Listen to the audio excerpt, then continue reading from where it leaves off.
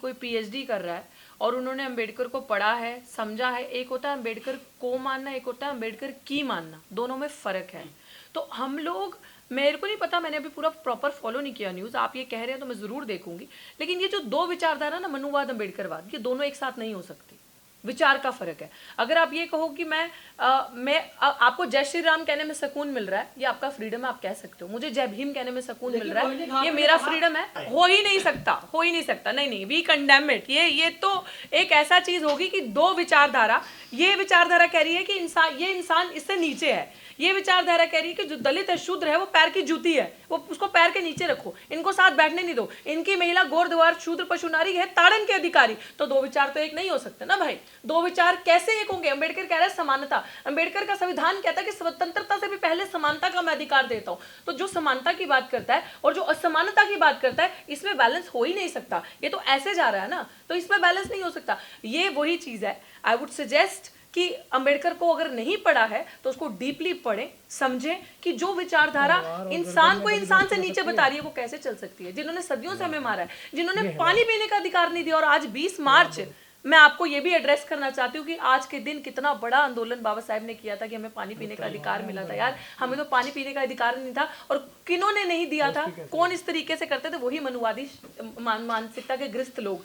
तो मुझे ये लग रहा है कि आपका अपना समाज ही इतना खूबसूरत है। वैसे तो सब अपने हैं, जो प्रोग्रेसिव थॉट के हैं वो सब अपने हैं, लेकिन अगर आप ये कहें कि दोनों विचारधारा पैरेलल है, चल सकती हैं, नो, फिर अंबेडकर को पढ़ने की बहुत जरूरत है। मुझे नहीं पता कि जय भीम को बेचना क्या है, क्या किसे कहते हैं, लेकिन जय भीम को अक्सर लोग देश में भी बेच रहे हैं।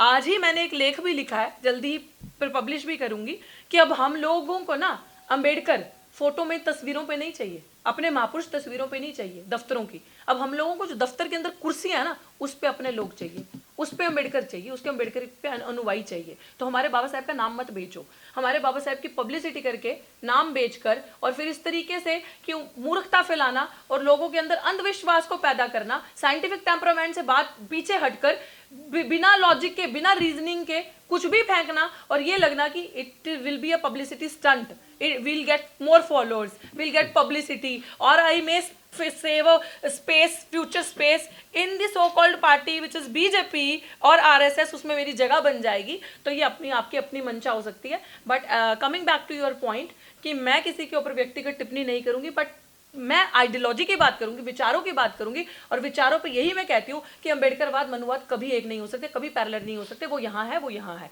तो दोनों आपको ऊपर नीचे बताते हैं। मैं क्या कह सकती हूँ उनको, वो क्या कोशिश कर रही है। Why would I give anybody so much importance ना, कि जो मेरे, हाँ, who is she, because I don't know her, I have never met her. तो मैं किसी को ट्विटर के राहे समझ के, 4 पोस्ट के राहे समझ के नहीं बिलीव करूंगी, क्योंकि मैं सड़क पर लड़ने वाली लड़की हूँ। मैंने डंडे खाए हैं, मैंने पर्चे झेले हैं, मैं FIR झेलती हूँ, तो मैं अपने लिए वाउच कर सकती हूँ। आप मेरे से प्राचा साहब के बारे में पूछ सकते हो, आप मेरे से आशुतोष के बारे में पूछ सकते हो। मैं ट्विटर, पहले अंबेडकरवाद जय भीम के नारे लगाते हैं, फिर इसके बाद बदल जाते हैं। अच्छी बात है ना, जनता खुद फैसला करेगी। जनता अब ये चीज समझ रही है कि there is a huge difference between a parachuter and a grass rooter. तो पैराशूटर जो होगा वो आपको जमीन पे नहीं दिखेगा, वो आपको उड़ता दिखेगा। तो जो ग्रास रूटर होगा वो आपको जमीन पे दिखेगा। अगर हम कुछ बोल रहे हैं मीडिया तो में जो आएगा, हाँ। और दूसरी बात, हाँ, मैं ये बात बिल्कुल आपको कहूंगी कि आजकल एक ट्रेंड है, आप देख लो मेरी लड़ाई कितनी मेन स्ट्रीम मीडिया ने दिखाई है। मैं भी तो दलित की बच्ची हूँ, मैं भी तो दलित हूँ। मनीषा वाल्मीकि को कितना मेन स्ट्रीम मीडिया ने दिखाया था, इंदर मेघवाल को कितना दिखाया था, कितने दिन तक दिखाया था? क्योंकि मैं RSS BJP के एजेंडा को फुलफिल नहीं कर रही, मैं RSS BJP के पॉपुलर प्रोपोगेंडा पे काम नहीं कर रही, मैं रियलिटी पे काम कर रही हूँ, और मैं सच्ची बात कर रही हूँ। इसीलिए मुझे ना मेन मीडिया कवर करेगी, ना मेरे लिए ट्रेंड चलेंगे, ना मेरे लिए इस तरीके की बातें होंगी कि जो BJP जो फेंक रही है, फीड करना चाह रही है, मैं उसमें फिट इन हो रही हूँ। तो ये डिफरेंस जनता को समझना पड़ेगा कि मेन मीडिया आपको तभी कवर करेगी जब मेन मीडिया को गद्दार पीछे सरकारें बोलेंगी कि हाँ इसको कवर करना है, शी और he is fulfilling our criteria, now cover him और हर, और इसको हीरो बनाओ, ताकि लोग फिर मूर्ख बने और फिर बाद में वो ही लोग जाके अडानी को, अंबानी को डिफेंड करें। समझदारो, इशारा समझो। लेकिन सीमा और ये रोहिणी घावरी जैसे लोग जो है दलितों की लाशों पर राजनीति करते हैं, इनकी पहचान कैसे हो? मैं सीमा जी के लिए तो कह सकती हूँ, क्योंकि जिस तरीके से बहन मनीषा वाल्मीकि का केस बर्बाद किया है, जिस तरीके से, और मेन केस में भी जब निर्भया का था तो उन्होंने कोई आर्ग्यूमेंट नहीं किया था, पूरा देश जानता है वो बात को, मेन वकील कोई और थे उस समय भी, लेकिन ऐसे लोगों को प्लांट किया जाता है। और हम मेरे भोला बहुजन समाज अब एक ये चीज़ समझे कि साथियों, लीडर वो नहीं है जो एसी की गाड़ी से आएगा बड़ी बड़ी।